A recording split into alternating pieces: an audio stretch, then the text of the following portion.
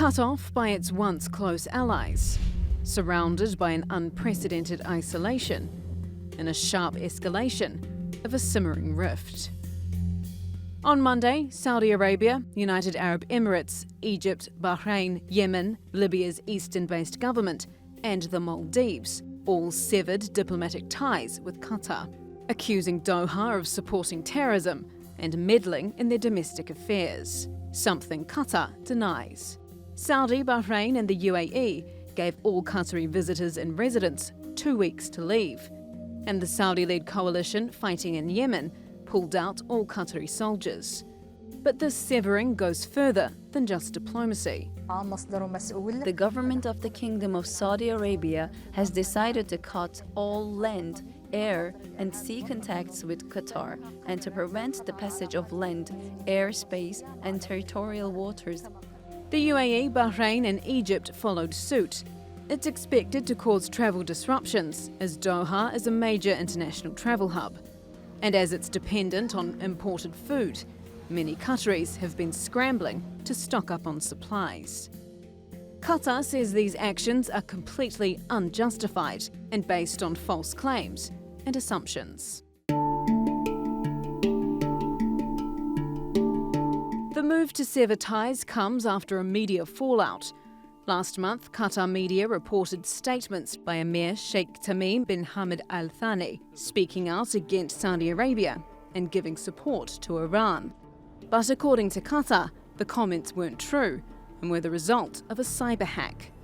But the damage, it appears, was already done.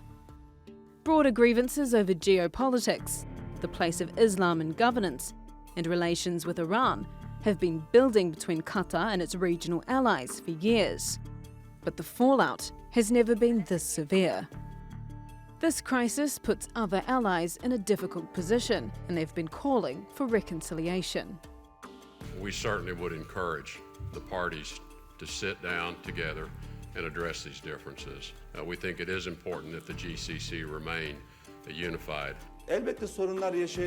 Countries may of course have some issues and different ideas, but dialogue must continue under every circumstance for existing problems to be resolved peacefully. Kuwait is trying to mediate the crisis, and Qatar's foreign minister says he is ready and willing to talk. But it's unclear whether Saudi Arabia and the others will also be willing to come to the table. How deep will this rift with Qatar go? And what will the continued fallout mean for the balance of power in the region? Yvette McCullough, The Newsmakers. Well, I'm joined now in the studio by Borzo Daragahi. He is a Middle East correspondent for BuzzFeed News. In London, Ian Black, a senior fellow at the Middle East Center, London School of Economics, and from Dubai, Obay Shabandar. He is an international security fellow at the New America Foundation. Thanks all so much for joining us. Let me just begin by asking your theories on why this has happened and why so fast. Borzo, let me start with you. Well, I think it's a little bit of a mystery. We don't know why this happened at this moment, but I wouldn't say it's been fast. I'd say that this has been building for years now, this tension between Qatar on the one hand and Saudi Arabia and the UAE on the other. One theory is that this is because of Trump, because Donald Trump visited Saudi Arabia. They got along very well with the U.S. president, Saudi Arabia and the United Arab Emirates, and they felt emboldened to take this move. But that was still even a few weeks ago. The timing of it, as to why this very moment, what precipitated it, no one is quite sure. I want to follow up with that theory in a second. But first, Ian, let me ask you, what's your consensus here? Well, I go for the Trump theory. I mean, I agree with Borzo. The factors in the background have been around for a very long time. There was a crisis not quite as serious as this back in 2014, with a lot of the same issues. The Saudis, the Emiratis, angry at Qatar over the same kind of things: Islamists, the Muslim Brotherhood, Syria, Libya, extremism, all that stuff. But I think that the factor that has made a difference is the Donald Trump presidency. I think that they have been indeed emboldened. They think they've got the presidency here. And if you see what the president has been tweeting today on this, I think they're right. So that's my explanation. There are other factors, but I think in the immediate foreground, it's down to Donald. Okay, Obai, Iran has actually said the same thing. The line out of Iran is really that this is a deliberate U.S. effort to foment further division between Arab countries. Do you see that as the case? No, I do not see that as the case. I mean, if you're listening to what regional media outlets and experts are saying here in the Arabian Gulf region, is that the primary reason that the Arab coalition and the Gulf cooperation countries decided to isolate Qatar was that they believed that the Qatari government had reneged on an agreement that was signed in 2014 by Doha and the Arab allies that committed the Qatari government to not interfere in the internal affairs of other Arab countries in the region and the Arab alliance. And it seems that the leadership of the Gulf cooperation countries, led by the Kingdom of Saudi Arabia, had reached a point where they decided that the Qatari government was not meeting its agreement that it signed in 2014. Now, there are many factors here, and I think that President Trump's visit was a factor, but let's not forget that it wasn't just the President Trump meeting in the Riyadh during the Riyadh summit. During the second day of President Trump's visit to the Kingdom of Saudi Arabia, there was a coalition of countries led by the Kingdom and the Gulf cooperation countries that signed what was called the Riyadh Declaration, which essentially put the interference led by the Iranian government and the Iranian Revolutionary Guards in the region on par as a security threat with the extremist groups like Daesh and Al-Qaeda.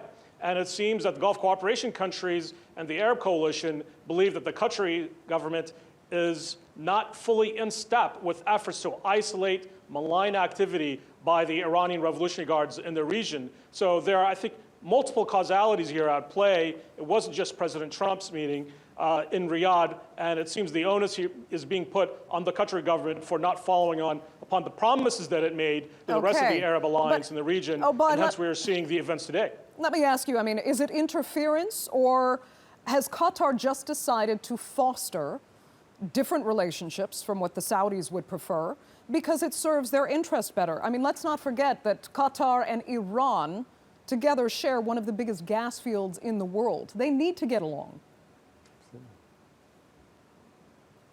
Well, it's not a matter of normal diplomatic relationships with Iran. Every single Arab country in the Gulf cooperation area does have normalized relations with Iran. They have embassies in Tehran. That's not the issue here. What is at issue here is accusations by the Arab coalition that the Qatari, that representatives of the Qatari government were opening up lines of communication and potential cooperation with the Iranian Revolutionary Guards and Qasem Soleimani. And that's wholly separate than normalized diplomatic bilateral relations.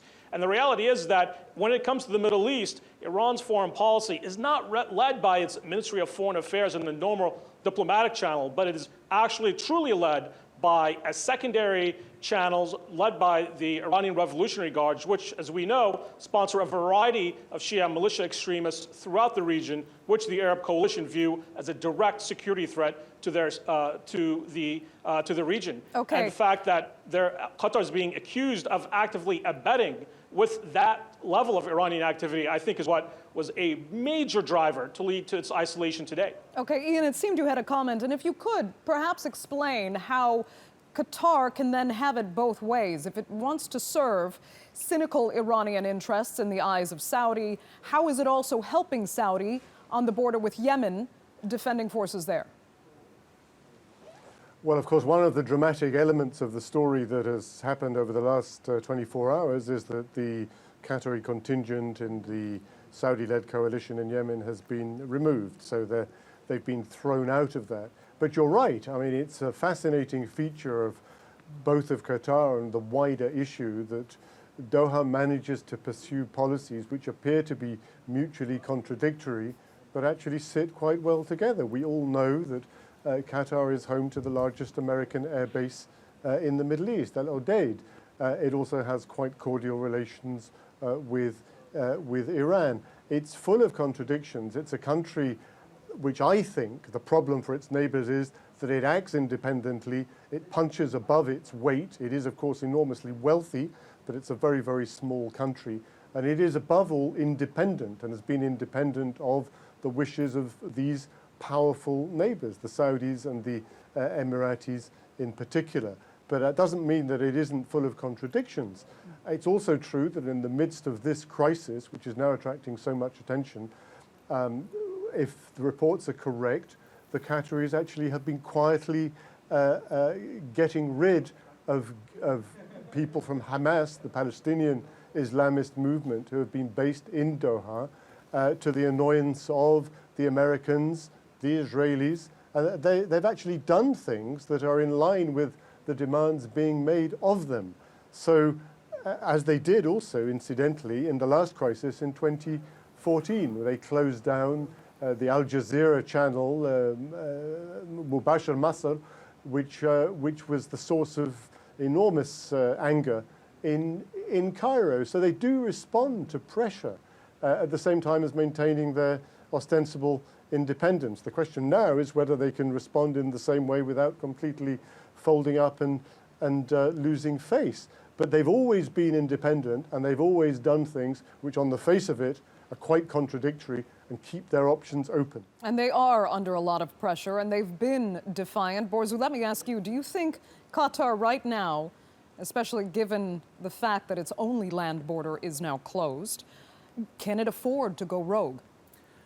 I mean, I think it probably can afford to go rogue, given the sea channels that it still has access to, given the fact that it maintains good relations not just with Iran, which already has offered to export foodstuffs to Qatar, but also with Kuwait and Oman. That is kind of interesting. Kuwait and especially Oman also have good relations with Iran. So I don't think that Iran is the issue here. And let's not forget that the UAE, especially Dubai, has enormously strong relations with Iran in terms of air connections, in terms of commercial ties.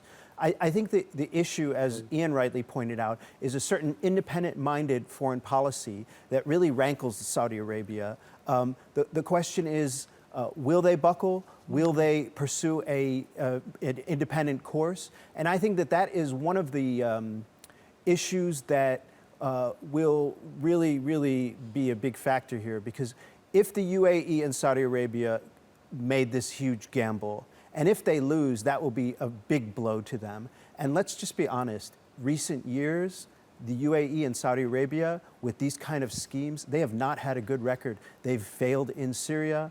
They're flailing in Yemen. They were not able to stop the Iran nuclear agreement, despite all the money they spent lobbying Washington and so on. So I'm skeptical that this will succeed just based on the track record. It could open up an opportunity for Turkey, which has already committed to a security partnership with Qatar. It could open up an opportunity for Russia, which has been pining for warm water ports and access for centuries, and it could open up an opportunity for Iran. And I want to go back to the theory I said I'd return to, the one that you brought up about is Saudi feeling very emboldened by Trump's visit to the Middle East, and we have some of the tweets that Trump has put out saying basically hooray for Saudi in this move to isolate Qatar. Do you think, though, if Saudi does indeed feel emboldened by Trump's support, are they risking something here? Can that support actually backfire? I think it could backfire. I think there is a risk there. And by the way, we're not sure who's driving this policy, because honestly, Saudi Arabia is kind of okay with the Muslim Brotherhood that Qatar has been hosting. I think really it's the UAE that's been driving this. And it's basically, I get this image of a bunch of people sitting in a conference room with PowerPoint presentations trying to bring down the Qatari government. This kind of plan never succeeds in the Middle East. Oh, Bai, I just want to get your response to what Borzu's had to say. Yeah, I mean, it's important to look at the months leading up to this current crisis. Both the Kingdom of Saudi Arabia and the leadership of UAE had bilateral visits with the Emir of Qatar, Emir Tamim, in the prior months. There was a concerted effort to bring Qatar back into the fold of the Arab coalition and the GCC, the Gulf cooperation countries. And ever since 2014, there's been an active effort to bring Qatar as an equitable member of the Arab alliance. And so when you speak to folks here in the region, they will tell you that they feel betrayed, that despite the effort by the king in Saudi Arabia and the crown prince in Abu Dhabi to improve relations with Qatar. They will tell you that Qatar bit the hand that fed them. So as we have a saying, we have an American saying that the chickens come home to roost, and it seems eventually that the leadership of the Arab coalition, both in the Kingdom of Saudi Arabia and in the UAE, have had just about enough with the intransigence of the Qatari government. Now, whether or not Doha can survive this, in 2014, the Arab alliance merely withdrew their ambassadors and returned them after 1 month when the Doha government agreed to a set of demands. This time around, it's much more serious. We're already seeing economic indications that Doha is taking a major hit due to the embargo, the land and air embargo. They can only, in my estimation, they can't sustain this for long, especially in terms of their ability to maintain internal cohesion and domestic cohesion in Qatar. And it seems at this time that the Emir of Qatar may be doing his people a grave disservice by not reconciling with the Arab coalition. When has this kind of pressure ever terms worked? Of the next, when has this ever this kind of well, plot? When has it worked? Has it worked with Iran? Has it worked with Cuba? Why would it work with Qatar, which has a lot more money, a lot more diplomatic connections, a lot more savvy? And I mean, if you saw the responses from the Qatari leadership, it was wounded pride. These guys are, you know, they're not about to just sort of buckle and give in to demands that would be rather humiliating. Is that really the way it works in the Muslim world, in the Arab world, in the Gulf, that you humiliate someone into submission? Does that ever work? Okay. We only have a few minutes left, so I'm going to give each of you a chance to respond to this. How do you foresee this, if you do foresee this, being resolved? Ian, go ahead. We've seen already today the Emir of Kuwait. Kuwait is interesting. I think Bozu mentioned this. Kuwait is not part of this. It hasn't taken any measures against the Qataris. It's maintained its independence, as have the Omanis. The Emir of Kuwait looks likely to me. I think the Tamim, the Emir of Qatar, has gone there, or they're meeting in any event. And I think that you will see an attempt to try to diffuse this by people who are in the GCC, but not the main players. The Omanis we've heard less of. It's important also to point out, of course, the Omanis, I think somebody said, have very good relations with the Iranians. The issue, to my mind, by the way, is not only about the Iranians. It's much more about political Islam. That is the issue, especially for the Emiratis, who are obsessed by the Muslim Brotherhood to the exclusion of all else. That is the sin of the Qataris, certainly in Emirati eyes. And I think that the Kuwaitis will try hard to see if they can at least calm things down for the moment, to at least avoid this escalating any further. Obai? Look, the leaders of the Arab coalition have publicly stated today that they are looking for a framework of guarantees from Qatar if they are to bring Doha back into the fold and to end Qatar's isolation. I think the leaders of the GCC in Saudi Arabia and UAE and Bahrain and others are going to look for serious, solid guarantees from Qatar to rectify what they view has been extreme intransigence, from supporting extremist groups to interference in internal affairs. And until then, I think that the Qatari government is going to find itself in an extremely dire position. Okay, Borzu, final word. I mean, I'm just sort of fascinated by the new generation of Gulf leadership rising up and just taking these bold measures that were unprecedented before. And I think that is really what you're seeing. You're seeing a generational shift, a new attitude, a certain kind of recklessness, I might say. And it would be great if you had influential Western leaders who could come here and kind of provide some wisdom. But it seems like we have the opposite right now. We have a U.S. president that's actually throwing fuel on the fire with his tweets encouraging the Saudis to triple down, so to speak, and the Emiratis to triple down on this pressure on Qatar, explicitly taking the taking the Saudi UAE position on this very vocally, very publicly, basically pulling himself out of playing a mediating role that the U.S. could be playing. Okay, Borzu, unfortunately, we're going to have to leave it there. I'd like to thank all three of our panelists so much for joining us on the Newsmakers.